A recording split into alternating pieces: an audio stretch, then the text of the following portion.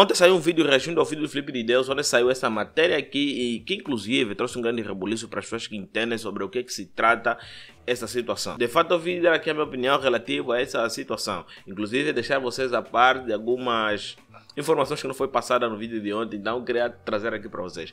Vamos contextualizar aqui. Desde 2007 que a justiça brasileira está combatendo, né, o crime organizado envolvendo um monte de países. Coincidentemente envolve o vice-presidente da Guiné Equatorial, que por sinal é filho do presidente da República da Guiné Equatorial. Vamos lá ver. Justiça da Guiné Equatorial impõe sanções sobre empresas de construções brasileiras no país. Dá para ver claramente aqui nessa manchete que as sanções não são impostas ao Brasil, mas sim a empresas pertencentes ao Brasil. Tudo isso por vingança ao Estado brasileiro, praticamente. Tem muitas empresas de construções civis e não só. Essas empresas ajudam muito a população. Por exemplo, eu conheço umas 2 empresas brasileiras, são pequenas, que não tem tanta relevância assim, mas, mano, dão um salário bom, um salário de mais ou menos aí 60, 80 mil kwanzas mensal. E isso dá para fazer muita coisa, isso é mais que um salário mínimo. E isso, eles não pedem experiência, tá a ver? É construção civil. Você pega essas empresas e tenta confiscar os bens dele, muita gente vai ficar desempregada. Mais ou menos aí 1000 pessoas podem ficar desempregadas. Normalmente, quando estamos falando de construção civil, são empresas que empregam muitos jovens. A Justiça da Guiné Equatorial impôs sanções sobre 3 empresas de construção do Brasil instaladas no país africano, em processo relacionado a incidente com o vice-presidente Teodoro Nguema Obiang Mange. Em 2018, a Polícia Federal e a Receita do Brasil apreenderam 1,3 milhões de euros e joias no avião de Mange e interrogou sua delegação no aeroporto de Viracopos, em Campinas. O caso aqui diz que o Teodoro Nguema, por ser diplomata, não foi interrogado, mas sim sua delegação e outros blá blá blá. A Guiné Equatorial apresentou uma ação à sua justiça, pedindo ressarcimento pelas perdas e danos. As autoridades judiciais guinenses determinaram o embargo de bens das empresas ARG Limitada, Zagopi e OASGE, no valor de 80 bilhões de francos, cerca de 130 milhões de dólares, de acordo com a publicação de Mange no Twitter. Abre aspas. Apesar de ter infringido todos os protocolos internacionais do tratamento de altas personalidades, o Brasil não quisera admitir seu erro.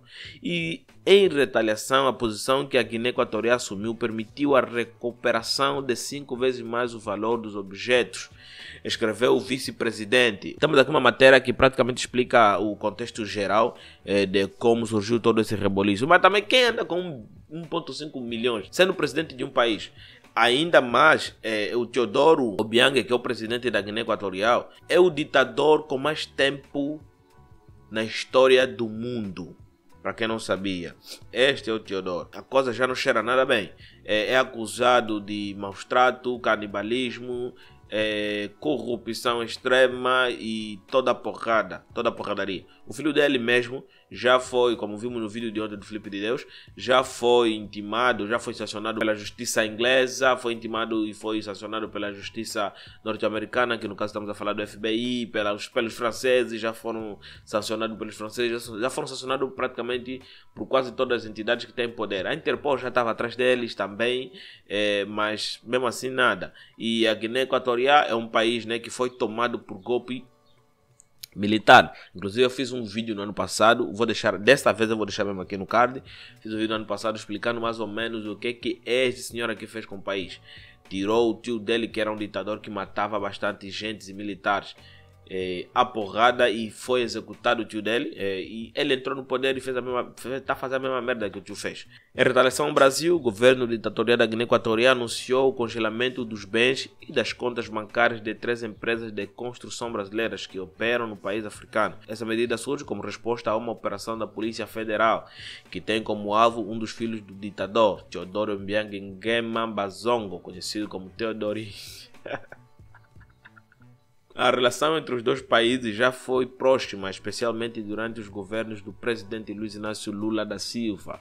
A operação da Polícia Federal no Brasil, apelidada de Luxo Living, nem sei ler, está investigando a suposta atividade de lavagem de dinheiro relacionada à compra de um apartamento de luxo em São Paulo em 2007, no valor de 15,6 milhões de reais na época. A Guiné Equatorial alega que o imóvel era de uso diplomático. Mano, qual é a situação diplomática que tem que tratar numa casa que custa tudo isso? Além do apartamento que está sujeito a bloqueio, carros de luxo de Teodoro que estavam no local também foram confiscados. A investigação está em andamento e depende da cooperação internacional para avançar. Mano, os Estados Unidos da América têm poder para privar, mas mesmo assim eles querem brincar de gato e rato.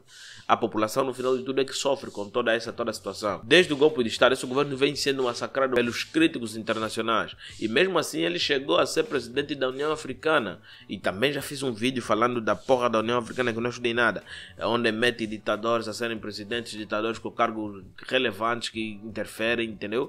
Muitas guerras nos países africanos, mas mesmo assim a União Africana não faz nada, por causa desse tipo de situação, metendo pessoas corruptas na presidência. E nessa partida também foram apreendidos relógios de luxo, relógios luxuosos, diamantes e joias, tudo que vem em companhia de negócios ilícitos.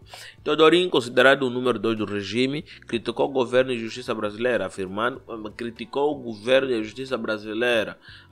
que prejudicaram a si mesmo. Ele espera que essa decisão sirva como uma lição para que o Brasil avalie as consequências de suas ações. O filho do ditador expressou sua decepção por ter chegado a esse extremo com o Brasil, apesar das boas relações que existiam. Ele também afirmou que essa questão poderia ter sido facilmente resolvida, mas provocou reações drásticas que afetaram a economia das empresas brasileiras. O que as empresas têm a ver com isso?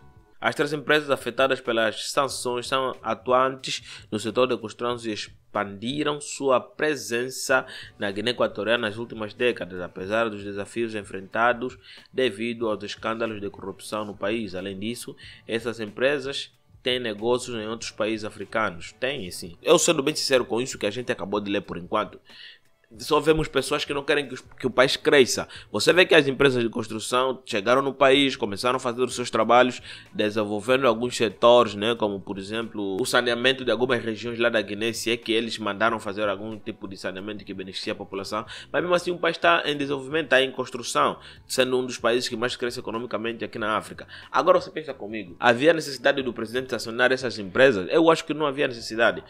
Pessoas vão ficar desempregadas, o país retrocede e atualmente a gente consegue ver diretamente que eles não querem o bem do país. Tudo isso depois quem sofre é a população. Vai acontecer quase a mesma coisa que aconteceu no Zimbábue, quando o presidente ficar doente pra cacete, vai deixar o poder, vai morrer lá distante porque o país não teve autosustentabilidade de saúde suficiente para lhe manter no país. Tudo isso porque na época que eles poderiam ter investido, faziam esse tipo de merda. E aqui, sendo bem justo com vocês e comigo mesmo, isso não chega nem perto do que poderia ter sido. Imagina que o Brasil é que sanciona a própria Guiné.